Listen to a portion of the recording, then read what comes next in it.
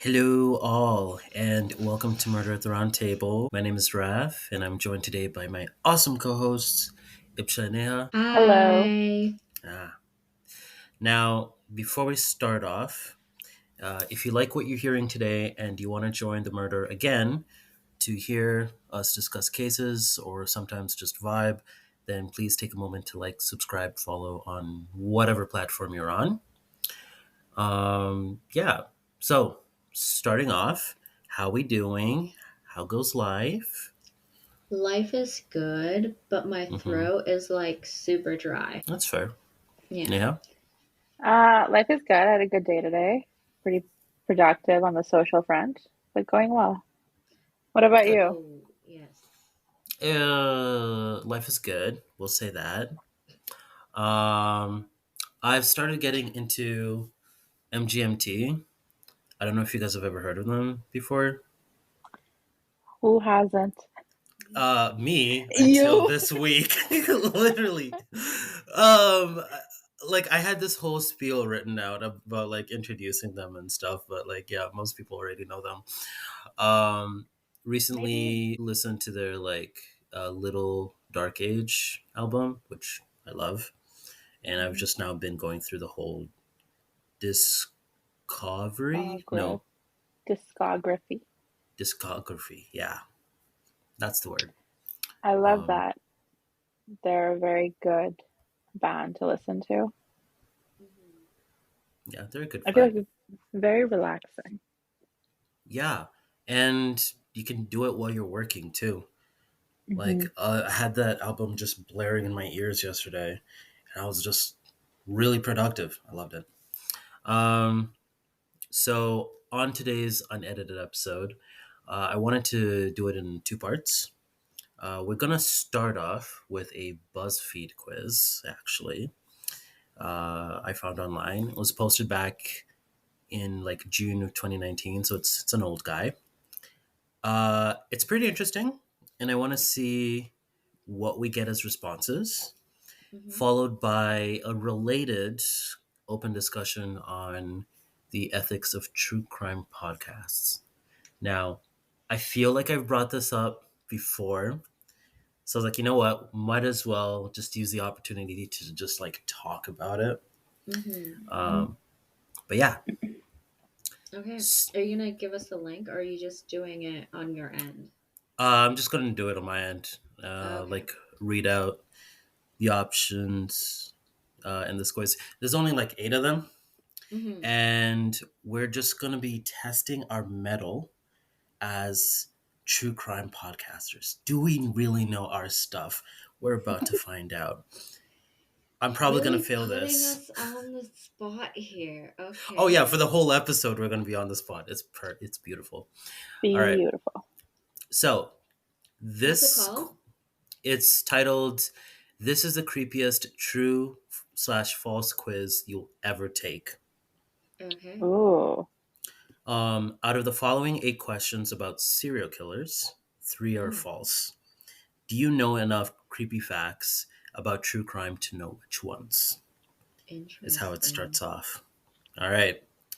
Question number one. Mhm. In the 1940s, a woman killed three people and turned one of them into bars of soap, which she gave out to her friends. True or false? True. True. I'm also going to go with true. This is just way too out there to not be. The answer is true. Leonarda Cianciulli from Montella in southern Italy killed three women over the course of a year and wrote in her memoir about how she melted down one of the victims' fat to turn into soap. Does it say Yes. why she killed them? No, Okay. but I've I'm kind definitely of, like seen this. yeah, I'm kind of hoping that some of these will become, uh, what's the word? Like future episodes for Incorporated. us. Yeah, Oh yeah, if we really hundred like it. percent. Hmm. So All yeah, right. like always, I've said this in the past episodes when we did last meal. If any of these like intrigues anybody, let us know, and we'll talk about it. We'll follow up. Yeah. Yeah, we'll do the research so our listeners don't have to. We'll go through the creepy, eerie details. Exactly. All right. Question number two.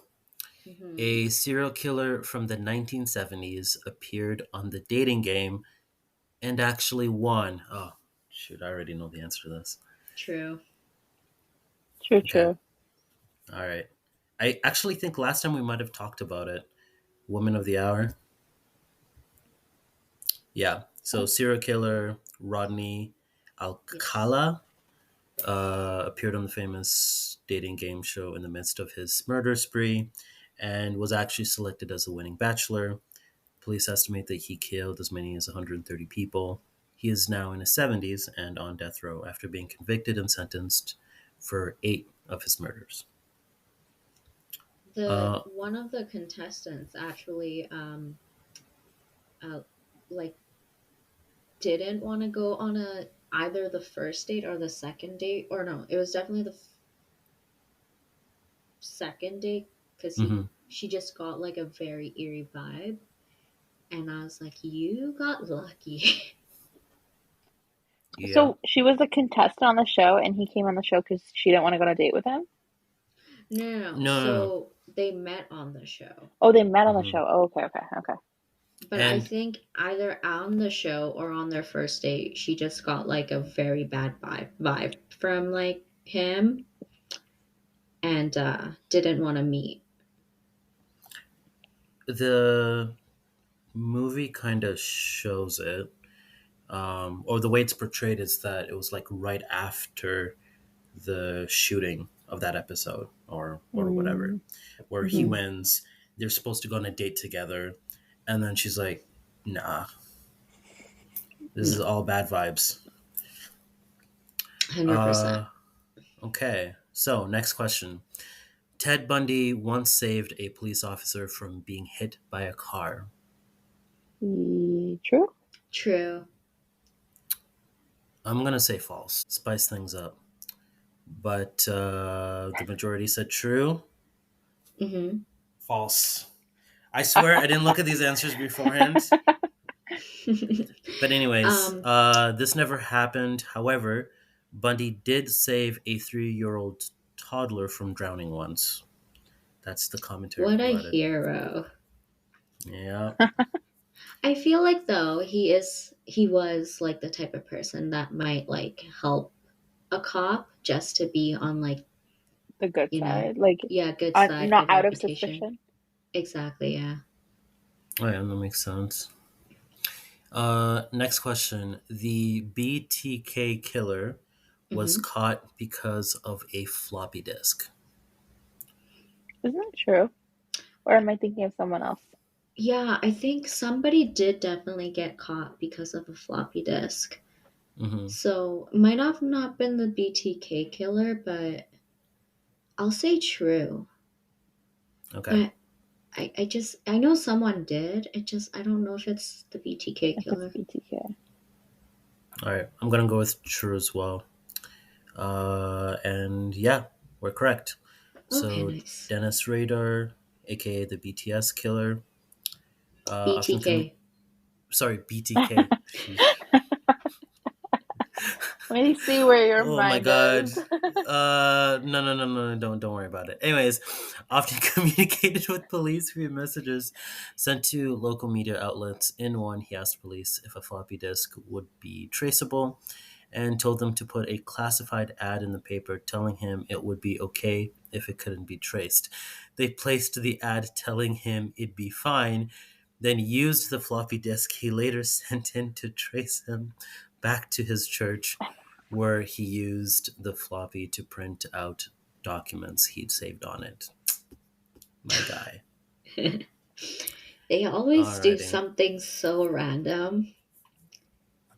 Right? But I really wished like Mindhunters continued on to season Mm-hmm. 3. I would Mm. love to see the continuation into his story. It was so good. Next question. A serial killer in Illinois was captured after posting photos of his victims on a dating app. This is insane. Illinois? What do I know about Illinois? Nothing. I'm gonna say false, just because why would you do this? But Like catfishing to lure more victims? It's yeah, like it doesn't seem that out of the realm of something of, crime.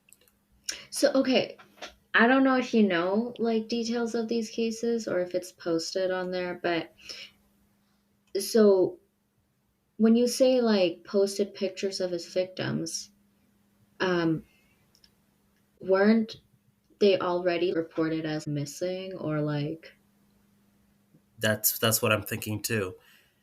So, Like well, what how year was soon this? after did he post them? Yeah.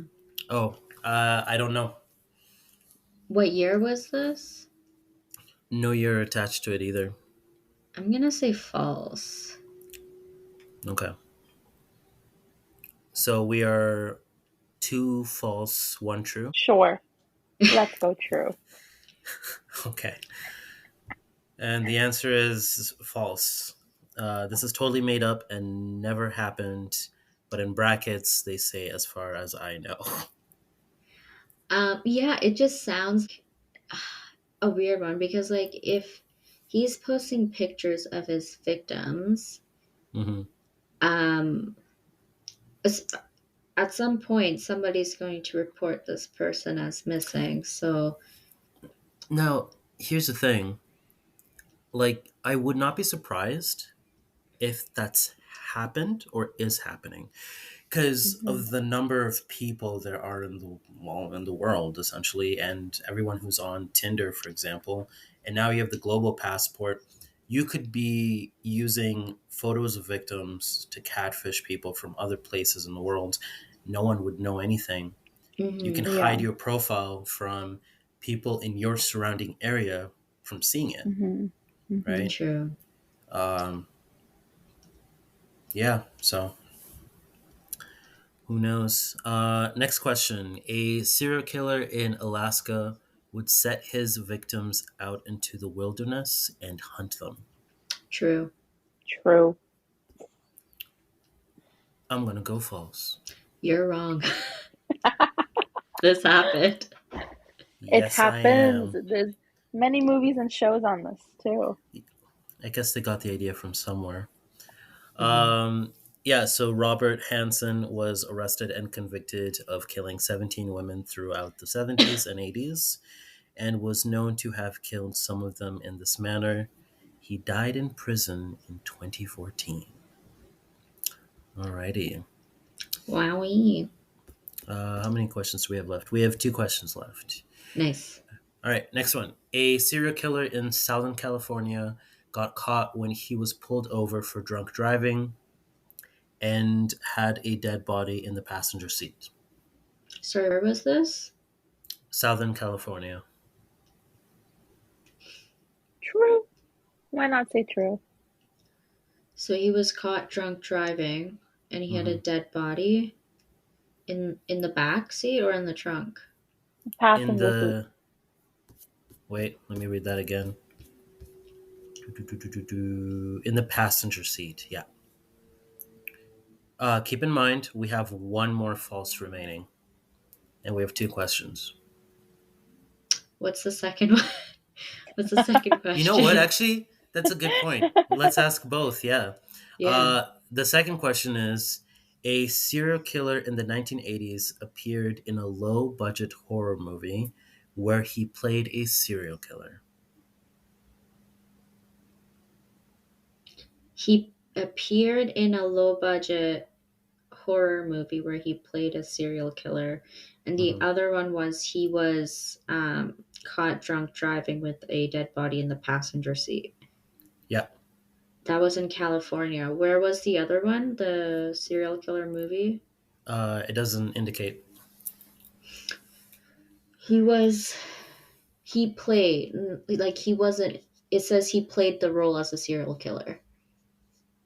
Yeah. Wasn't there a serial killer that starred in a low budget porno? Oh, I'm sure that's happened. Uh, yeah. I Uh, swear I saw that somewhere. it's probably true. I don't no doubt there. Um, I kind of want the low budget horror movie one to be true. Here's the thing. I think that one's true because something similar. Um, I feel like I've heard something similar, not exactly that. It Mm-hmm. wasn't that he was, if the person, I should say, was in the low budget horror movie, he was inspired to make a movie, Hmm. but he started like to find victims and kill them as a way of like method acting or understanding what that feels like. So it's not way off Mm. to have a dead body in the passenger seat and just like drive doesn't make sense to me, but I'm sure some crazy has done that. I think dead body in passenger seat is true, and then movie one is false. I want to say the other way around. I'll put the drunk driving as false as well, and then But, oh my god, I can't remember. Like, there was a case where I heard that somebody was caught drunk driving with a dead body, but it was in the trunk. I feel like that's happened. That mm-hmm. still happens. I think there was a case That's recently. more Well, last possible. 10 years. Yeah. I'm just like trying to think, like, oh my gosh, like, I am very. I was like, where was the body now? Where was the body? That's the age old question. Oh, okay. All right, we gotta commit. California. California. Where is California? Like, How's that geography. gonna help? No. Where's California? If you haven't learned by now. I'm kidding. Maybe it will It's help. okay. It's West West Coast, Coast. USA. Mm-hmm. That I know. Okay.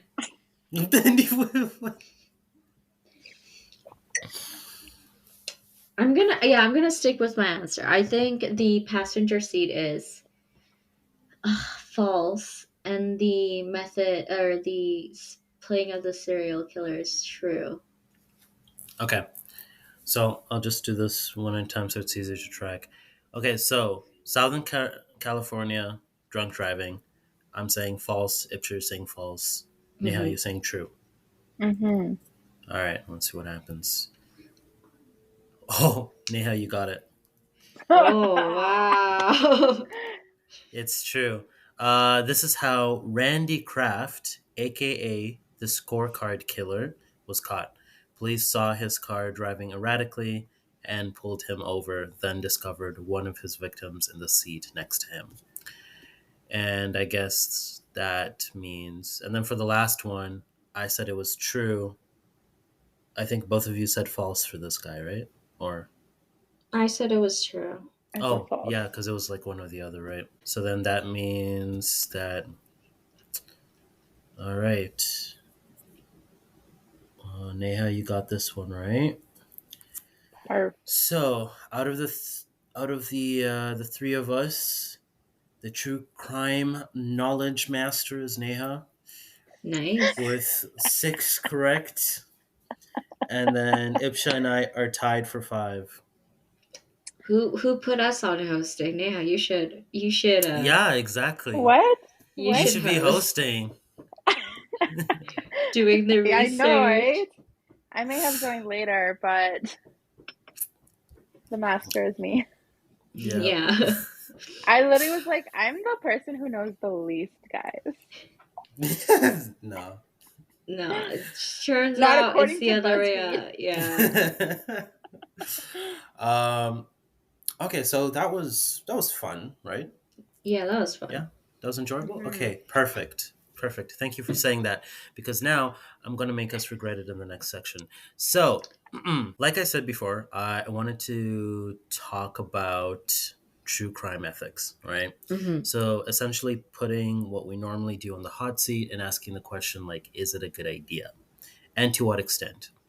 Now, we could probably do a few hours worth on this point, but we don't have that much time. So I'm going to focus our conversation on like five main criticisms that I have found. Hmm. And I guess anything else that kind of comes up in our conversation here. Sure. All right. Sounds So, good. criticism number one has been about sensationalism and desensitization, right? So the over sensationalism, sorry, focusing on entertaining the audience, the viewer, more than anything else, rather than like necessarily getting like the facts straight or like the seriousness of what happened. And then Hmm. on the desensitization front, making people more desensitized, so listeners and even podcast hosts, um, reducing like their empathy for real life victims. Right. Right. So I bring up the BuzzFeed quiz we did earlier, Hmm. like just now. We were fine with it, but there were real victims that were affected by those crimes. Hmm. So the question here is it really okay? Based on this first criticism, anyways. Hmm. Do you want to go first, or should I go first? Okay. Neha pointed at me, so I'll go first. As she It sips the tea. As she sips the tea, she's just, she's like, "You go first. I got a lot to say. Let me finish the tea." Um, it really depends on who's receiving the information. Okay. Because one, we talked about like the Zac Efron Ted Bundy movie, where Yeah. the receiving end of the audiences were a lot of women or girls who were like kind of like in a way obsessed with Ted Bundy, not for the right reasons. Hmm. Um, and and it was because like obviously it was played by this very attractive actor, and they were attracted to the actor in this role, so automatically it's like we're attracted to Ted Bundy. That is like obviously that's not a good thing. Hmm. But there's this very positive like kind of obsession, like people who are obsessed with, like what the fuck is his name? Jack the Ripper. They go Hmm. on to doing research, they go on to doing PhDs. That is more a positive thing. And yeah, so it's like who's receiving it, how are they receiving it, and how are they taking that information in? If you think about it, when you say talk about the victims, on like Hmm. the people that were obsessed with Ted Bundy because of Zac Efron, they're not empathizing in any way, or maybe they are, but they're not. When they say they're attracted to Ted Bundy now, it kind of shows the lack of empathy towards the victim. Yeah. Whereas you have these scholars or Hmm. even like people who are trying to figure out sleuths or whoever was trying to figure out who Jack the Ripper is, they're trying to Hmm. like focus on the case. Whether they have empathy for the victims, I don't know. It really depends on what they're writing, what they're posting, what they're, you know, whatever they're doing with the information. But it's kind of like they're trying to solve the problem or get to the solution of the problem. That's the way I see it. Oh, okay, interesting. So the issue lies more with the mindset of the viewer Yes. rather And than it then does with like true crime podcasts in general. And the other thing, I guess there's three parts, is like who, like how is the story narrated? Hmm. Because their victim blaming is a thing. are you blaming, like, whoever's reporting it, are they blaming the victims? How are they narrating the story in that? So yeah, I guess everybody kind of has a role here of, and ultimately, like, depending on how the story is told, the audience is going to receive that information differently. But yeah, that's just my opinion. Okay. Neha, what are your Hmm. thoughts? I definitely agree with Ipsha. She was very eloquent in the way she laid it out, and all the different parts. I think that you're right. Like how someone is relaying it and who the receiver is a huge factor because like with what lens is the person that's telling this information, like what lens are they saying, or what lens are they saying this with, like what's their intention when they choose to inform others about this, like is it just for, oh, listen to this happened, or Mm, you're saying it from like, hey, watch out, there's people like this out there too, because there's some stories like this, like the earlier, like you said, that lady killed people, melted down their fat and made soap from it. I wouldn't have thought about that because, like, I like going to farmers markets and buying local oh goods. So, yeah. like, how do I know that, like, the super buttery and, like, lotiony soap is actually something else?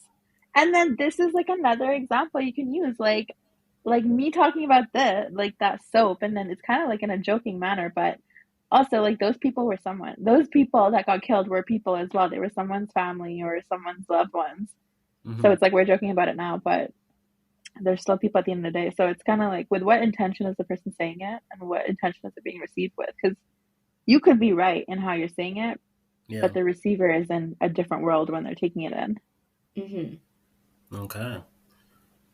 All right. This is It's really like interesting. when you want to argue with, it's like people who like they have a different mindset or a different point of view than you on certain topics. And so even Yeah. if you try to help them broaden their horizons, they're still very closed minded because they're just stuck to a fixed point of view. Hmm. That's Yeah. why. Okay. Um, for me, I found the criticism to be pretty valid. But again, you're right. It really comes down to who the viewer is, where they're at, and also what is your intention of presenting it. Um, I found it valid because I've kind of found myself like reacting in new ways in response to that. Um, so, for example, recently I was listening to a couple that we're like good friends with, right? And they were discussing something that happened recently, and it wasn't serious or anything.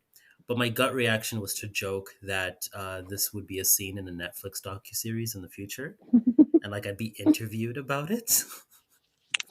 Now, granted, again, what happened was minor, but that got me thinking, hey, is there a bit of desensitization that's happened to me at this point? Like, I'm just like joking that that's gonna be a thing, you know? Um, but, anyways, moving on to the next point of contention. So, is on victim exploitation. So, not respecting the victim, exploiting them, their trauma, their story for clout, essentially. Here's an interesting thing: if podcasts are making money from their streams, could this be considered that? Could this be considered exploitation? Now, again, I understand that we're kind of like tossing our, I guess we can call it career, into the fire here. But hey, Thanks, it Raph. needs to stand, you know. But yeah. Gotta walk through the um, fire. yeah. So when we started season one, Hmm. we kind of talked not specifically about this, but I kind of like moved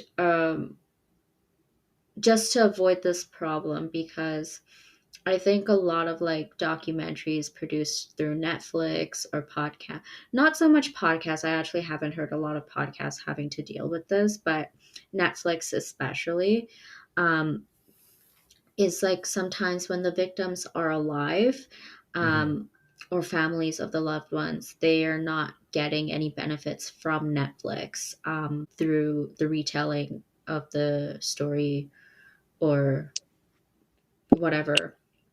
Mm-hmm. I honestly, the only time I've heard something like this come in a podcast, it was a story of someone who's who personally went through something, but it wasn't like on social media or news outlets yet.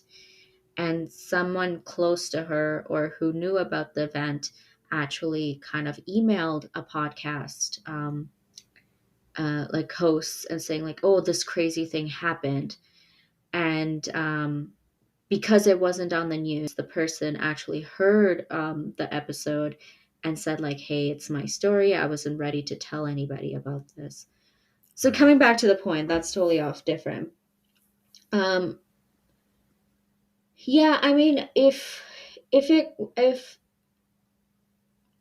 I guess in a way you are making money off of someone else's trauma, someone else's story, but I think in a way, if you give back, like I know a lot of like podcasts does like charities, like when they tell stories of indigenous people, they'll donate much of the proceedings to um, a cause, and locally or internationally. And I Mm-hmm. think that's nice. It's kind of hard to always do it, but whenever things come up, for example, Black Lives Matter, and like stories of Black people, Indigenous people, um, yeah, like I think it's nice that podcasts do donate. And I guess if you're on that topic, we got to figure out what we want to do. And if, when it comes to that point, but yeah, I guess I'm kind of on the spot. Yeah. Now. I mean, sorry, can you repeat the question? That's okay. I just So, mentioned a bunch of oh. stuff and she forgot. I was like following up shit and I'm thinking about what she's saying and I lost my track somewhere. Okay, so it's the criticism about victim exploitation. So that true crime will, in many times, like not respect the victim or exploit them and their story. And then on the topic of like a podcast making money from this, would this be considered a version of that? hmm I think like yeah, what I think like Ipsha said, the like giving back like reparations to like the family or the affected like people that are still alive and or like if the Hmm. people who were impacted are still alive, like that's really important. And obviously like everyone doesn't do that, and it ties in with your previous question of who is and like how we said like who is like telling the story and with what intention and who Yep. the receiving audience is, because there are people like yeah, victim shaming is very real, and then despite people's best efforts sometimes it seems to exceed and like go into excess, and then the people that are actually trying to like help and make a difference, those get pushed behind the scenes, and Hmm. that doesn't come to the forefront. Like you don't see that, you don't see like the positive impacts that are happening in these people's lives. You see like all this negativity. And I think any form of like not just media but any form of like telling like someone's story or what they went through, I think it is a form of exploitation, but it comes with like it's also an intention of like what intention was there. Because if you're just going like you can tell, I think, if someone's just doing it for the money, because there's also a certain quality level that comes with that, versus if someone is saying it with the intention of getting the story out there to inform others but also help the person that was impacted, that comes with a different level of quality and respect. And I think you can tell that, especially with in podcasts, you can hear it. I think you can tell by the way it's being told, or um because I think like when you're reading when you're literally reading something, you're reading it differently. You're reading it in your own Hmm. head voice, right? So your head voice, you might be a nicer person than the person who wrote the story. Mhm. So again, it comes down to the receiver and the teller. But I think any form of media of telling someone's story is a little bit of an exploitation. And then cloud chasing, you have to do a deeper dive into it. Like you have to like critically think about that Yeah. Mm-hmm. as the receiver. Okay. That makes sense. Um, yeah, I was pretty on the fence. I think with this one, I had to think a little bit about it, but I think if you can maintain a certain level of respect when you tell someone's story, then you are able to like ethically tell the story. And it's good because it allows other people to know what happened. You can cover stories that are not necessarily covered on like main news sites, mainstreams that have a lot of attention, and you give attention where maybe it is lacking. Mm-hmm. Mm-hmm. Yeah. In terms of making money, I agree. If you have a way of sending some of those proceeds like back to Mm-hmm. charities or like you said, charities that are related to the victims or like support, then that would be Yeah. good.